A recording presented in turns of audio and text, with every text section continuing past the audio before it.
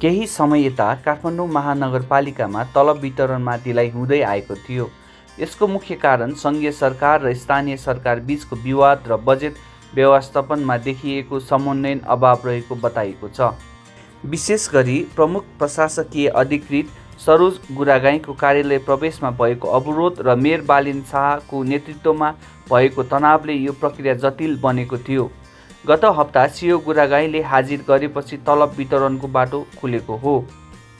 महानगर स्रोतका अनुसार करिब 3 महिनादेखि तलब नपाउँदा कर्मचारीहरू आर्थिक सङ्कटमा परेका थिए। हामीले तलब नपाउँदा दैनिक खर्च धान्न मुस्किल भएको थियो। एक कर्मचारीले भने अब तलब आएपछि परिवारको आधारभूत आवश्यकता पुरा गर्न सजिलो भएको छ।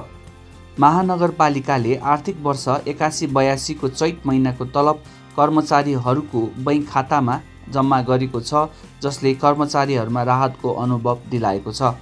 मेयर बालेन शाहले कर्मचारीको तलब समयमा उपलब्ध गराउन पहल गरेको र यो समस्या समाधान गर्न सङ्घीय सरकारमाथि दबाव सिर्जना गरेको बताएका छन्।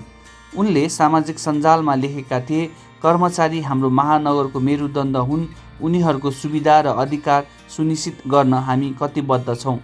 यसअघि उनले तलब नदिए तुकुचा नदीमा गाडी दिने चेतावनी समेत दिएका थिए, जसले व्यापक चर्चा पाएको थियो। महानगरपालिकामा कार्यरत करिब 2500 कर्मचारीले यो तलब पाएका छन्। यसमा सफाई कर्मचारी, प्रशासनिक कर्मचारी, स्वास्थ्यकर्मी र अन्य विभिन्न विभागमा कार्यरत व्यक्तिहरू समावेश छन्। तलब वितरणसँगै महानगरको सेवा सुचारू रूपमा सञ्चालन हुने विश्वास गरिएको छ। विशेष गरी सफाई र स्वास्थ्य सेवामा सुधार हुने अपेक्षा गरिएको छ, किनभने तलब अभावमा कर्मचारीको मनोबल घटेको थियो। यो घटनाले काठमाडौँ महानगरपालिकाको आन्तरिक व्यवस्थापन र सङ्घीय सरकारसँगको समन्वयनमा सुधारको खाँचो रहेको देखाएको छ। तलब बुझेसँगै कर्मचारीहरूमा उत्साह थपिएको छ र अब उनीहरूबाट प्रभावकारी सेवा प्रवाहको अपेक्षा गरिएको छ।